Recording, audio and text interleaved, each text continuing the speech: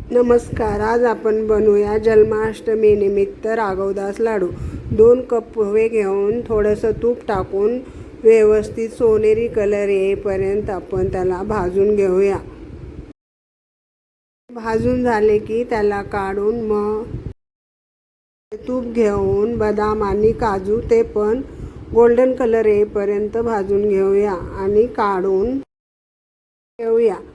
परत थोडंसं तूप टाकून सुकं खोबरं भाजून घेऊया। खोबरं भाजून झालं की आपण त्याला काढून घेऊ। काढून थोडंसं तूप टाकून सुके खजूर पण गोल्डन कलर येईपर्यंत भाजून घेऊया। मग आता मिक्सरचं भांडं घेऊन अगोदर पोहे आपण रवाळ असे वाटून घेऊया। त्याच भांड्यामध्ये आपण बाकीचे आपले साहित्य खजूर बदाम सगळं वाटून घेऊया। गूळ पण टाकून आपण बारीक वाटून घेऊया।